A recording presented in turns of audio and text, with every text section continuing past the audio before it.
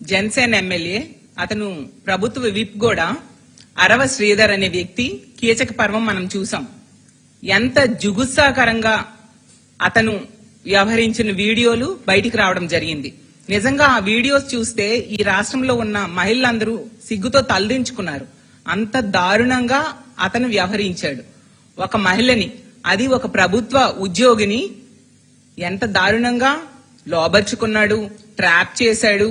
మోసం చేయడమే కాకుండా 5 సార్లు అబార్షన్స్ చేయించడం, బెదిరించడం, కొట్టడం.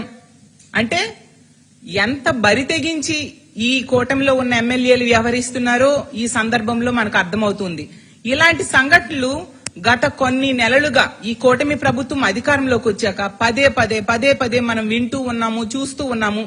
దీనికి ఒకటే కారణం నాకు అనిపిస్తూ ఉంది. ఏంటంటే ఈ కూటమిలో ఉన్న ఎమ్మెల్యేలకు గాని, తెలుగుదేశం పార్టీ జనసేన నాయకులకు గాని, వాళ్ళ కార్యకర్తలకు గాని ఇలాంటి తప్పుడు పనులు చేస్తే శిక్షిస్తుంది ప్రభుత్వము అనే భయం లేని పరిస్థితి. అందువల్ల ఈ విధంగా బరి తెగించి విచ్చలవిడిగా మహిళల జీవితాలతో వీళ్ళు ఆడుకుంటూ ఉన్నారు. మొన్ననే చూసాం ఆ మినిస్టర్ సంధ్యారాణి పిఏ వ్యవహారంలో ఎంత దారుణంగా ఒక ప్రభుత్వ ఉద్యోగి అయిన మహిళను మోసం చేసి లోబర్చుకొని అతను వేరే వాళ్ళకు కూడా తాచడానికి ప్రయత్నిస్తే ఏమైనా న్యాయం జరుగుతుందేమో అని చెప్పి అందరూ ఆశించడం జరిగింది. నెల రోజుల తర్వాత చూస్తే ఎవరైనా నిందితుడు జైల్లో కూర్చుంటాడు, కానీ ఈ కూటమి ప్రభుత్వంలో ఆ బాధితురాలు జైల్లో కూర్చుంది. అలాంటి దారుణమైన పరిస్థితులు ఈ రాష్ట్రంలో నెలకొని ఉన్నాయి.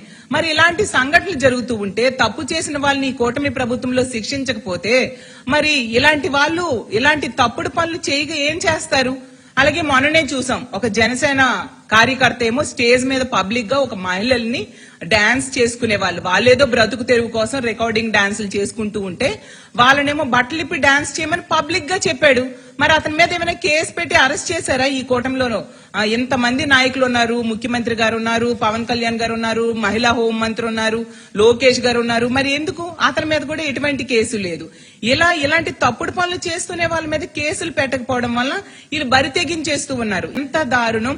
ఆ మహిళని ట్రాప్ చేయడమే కాకుండా లోబర్చుకున్నాడు, అలాగే పెళ్లి చేసుకుంటానని మోసం చేశాడు, బెదిరించాడు, అలాగే కొట్టడం జరిగింది. ఆమె ఎంత బాధపడి ఉండి అలా వీడియోలు చేస్తుంది అర్థం చేసుకోండి. ఇలాంటి వాళ్ళకా ఎన్నుకున్నాము అనేసి ఈ రోజు నిజంగా ఈ రాష్ట్రంలో ఉన్న ఈ కూటమికి ఓట్లేసిన వాళ్ళు బాధపడుతూ ఉండే పరిస్థితి. మాట్లాడితే చాలా డైలాగ్స్ చెప్తూ ఉంటారు పవన్ కళ్యాణ్ గారు. తాట తీస్తాను, మహిళల మీద ఎవరైనా చేయి వేస్తే వాళ్ళ తాట తీస్తానని చెప్తారు పవన్ కళ్యాణ్ గారు. మరి పవన్ కళ్యాణ్ గారు మీ ఎమ్మెల్యే కదా ఇలాంటి పని చేశాడు, ఒక మహిళని ఎంత దారుణంగా మోసం చేశాడు, 5 సార్లు అబార్షన్ చేశాడు, ఆమె జీవితాన్ని నాశనం చేశాడు, లొంగకపోతే కొడుకుని చంపేస్తానని చెప్పి బెదిరించాడు కదా. ముందు తాట తీయండి, మీ ఎమ్మెల్యే తాట తీయండి, సుమోటోగా ప్రభుత్వం కేసు నమోదు చేసేట్టుగా చేయండి, అతన్ని అరెస్ట్ చేయండి, మీ పార్టీ నుంచి ముందు సస్పెండ్ చేయండి. పవన్ కళ్యాణ్ గారు దయించి సస్పెండ్ చేయండి అని అడుగుతున్నాం. అలాగే చంద్రబాబు నాయుడు గారు మాట్లాడితే చెప్తారు, ఎవరైనా ఈ రాష్ట్రంలో మహిళ మీద చేయేస్తే అదే చివరి రోజు అంట. చంద్రబాబు నాయుడు గారు ఇన్ని సంఘటనలు నేను చెప్పాను, మీ ఎమ్మెల్యేలు చేస్తున్నారు, మీ కూటమి ఎమ్మెల్యేలు చేస్తున్నారు, మీ నాయకులు చేస్తూ ఉన్నారు. మహిళల మీద చేయడం ఏంటి?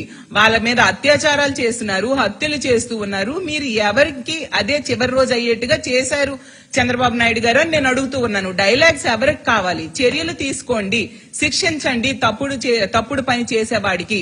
ఇంకొకటి అలాంటి తప్పుడు పని చేయకుండా భయపడతారు. అది మీరు చేయకుండా ఎంతసేపు రెడ్ బుక్ రాజ్యాంగం ఎలా అమలు చేయాలి అనే దాని మీదే దృష్టి పెడుతున్నారు. ప్రతిపక్ష నాయకుల మీద అక్రమ కేసులు ఎలా పెట్టాలి, అక్రమ అరెస్టులు ఎలా చేయాలి అన్న దాని మీద మాత్రమే చంద్రబాబు నాయుడు గారు ఈ రోజు అతను దృష్టి పెడుతూ ఉండే పరిస్థితి మనం చూస్తూ ఉన్నాం. ఎక్కువగా ఇలాంటి తప్పుడు పనులు చేసేవాళ్ళు ఈ కూటమిలో ఉన్న ఎమ్మెల్యేలు అవ్వచ్చు, వాళ్ళ నాయకులు అవ్వచ్చు, తెలుగుదేశం పార్టీ జనసేన కార్యకర్తలు. మన ప్రతి సందర్భంలో చూస్తూ ఉంటే ఒక్కరి మీద కేసు లేదు, తిరిగేమో ఆ బాధితుల మీద కేసులు పెట్టే పరిస్థితి. నిజంగా సిగ్గుతో తలదించుకోవాలి ఇలాంటి వ్యక్తికి ఓట్లు వేసినందుకు ఈ రాష్ట్ర ప్రజలు. అలాగే తీసుకుంటే మనం ఆ కిరణ్ రాయల్ అనే వ్యక్తి, ఆ జనసేన ఇన్ఛార్జ్, అతను లక్ష్మి అనే మహిళను ఎంత దారుణంగా మోసం చేస్తే ఆమె పబ్లిక్ గా బయటకు వచ్చి చెప్తే ఎటువంటి కేసు కూడా ఆ కిరణ్ రాయల్ మీద లేని పరిస్థితి.